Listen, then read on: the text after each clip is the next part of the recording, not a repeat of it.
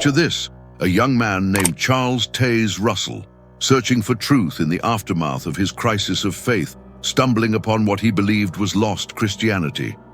But was he truly seeking to restore primitive faith, or was he unknowingly laying the groundwork for doctrinal control that would affect millions? This is not just another religious critique. This is the untold story of how good intentions can create invisible chains. What if I told you that one of the world's most recognizable religious organizations has been built on a foundation that might not align with the very book they claim to follow so devotedly? The story behind Jehovah's Witnesses doesn't begin with the familiar Watchtower publications or door-to-door evangelism.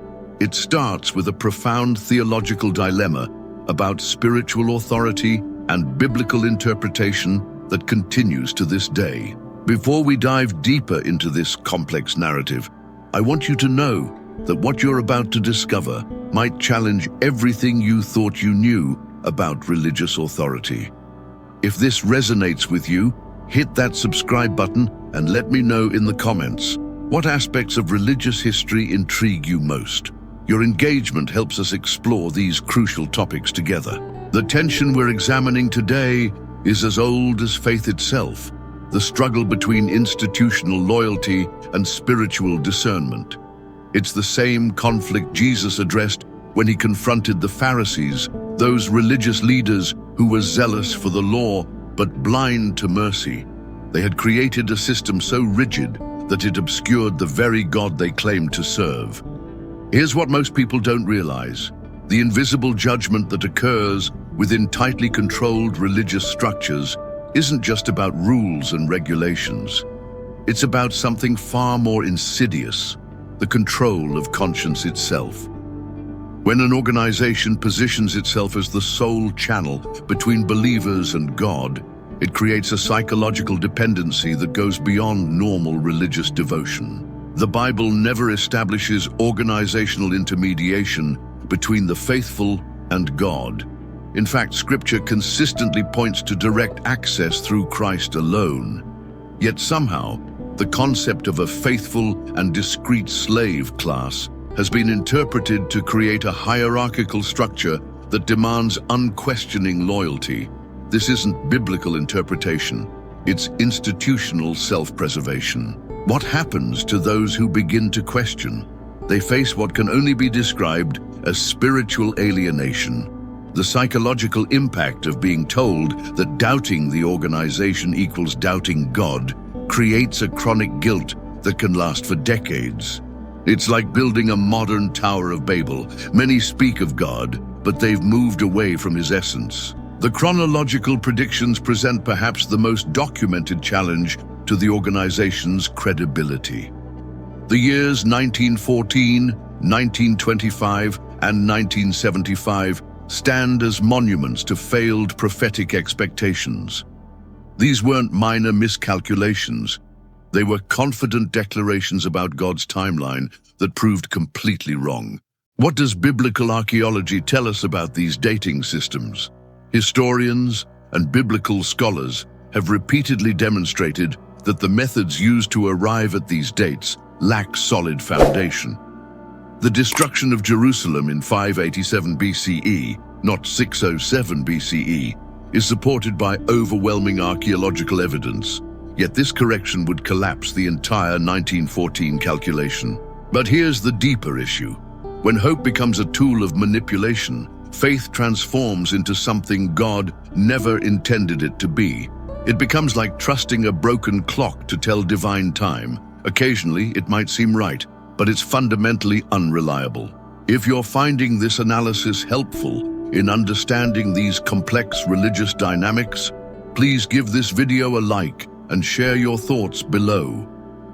These conversations matter because they affect real people's lives and faith journeys. The selective interpretation of Scripture reveals another troubling pattern. Certain biblical texts are consistently avoided in doctrinal studies, particularly those that might challenge organizational authority.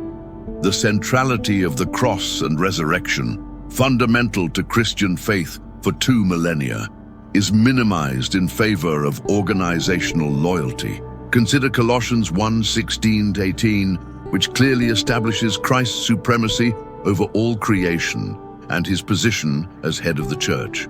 Yet in practice, this authority is filtered through a human governing body.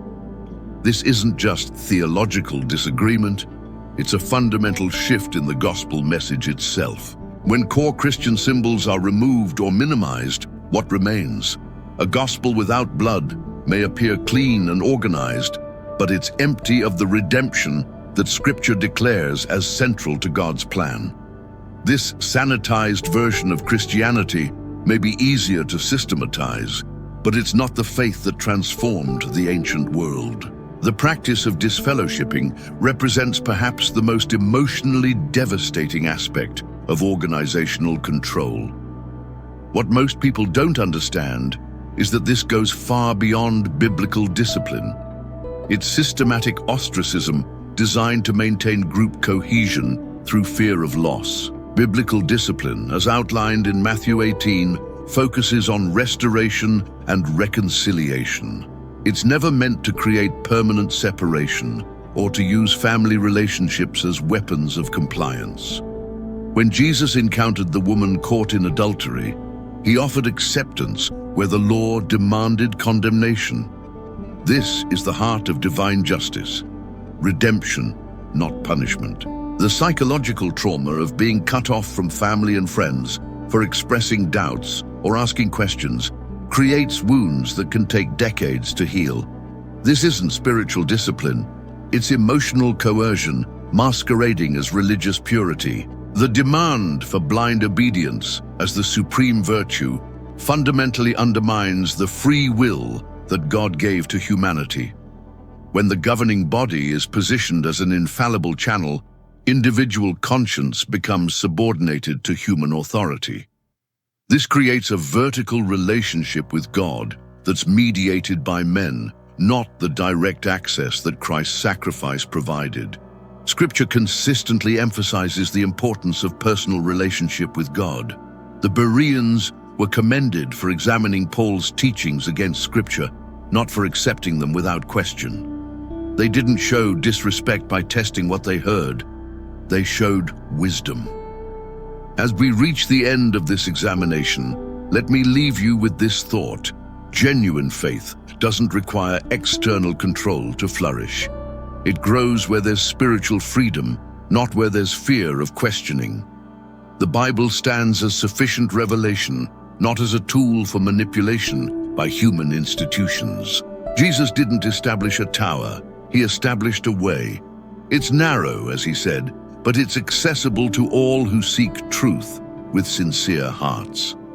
The apostles questioned religious institutions when those institutions contradicted God's truth, yet they remained faithful to the gospel message. The challenge before us is learning to discern the difference between fidelity to God and loyalty to human organizations. One leads to spiritual freedom. The other can lead to spiritual bondage, dressed up as righteousness. If this deep dive into religious authority and biblical interpretation has given you new perspectives to consider, I'd love to hear your thoughts in the comments section. Subscribe for more content that examines faith, history, and the intersection where truth meets human institutions. Remember, the goal isn't to destroy faith, but to help it flourish in freedom rather than fear. Faith that can withstand the pressure of questioning is faith worth having. Truth doesn't fear investigation, it welcomes it. As we continue to explore these vital topics together, remember that your journey toward understanding is valuable, regardless of where it leads you. The search for truth is itself a form of worship, and God honors those who seek Him with sincere hearts.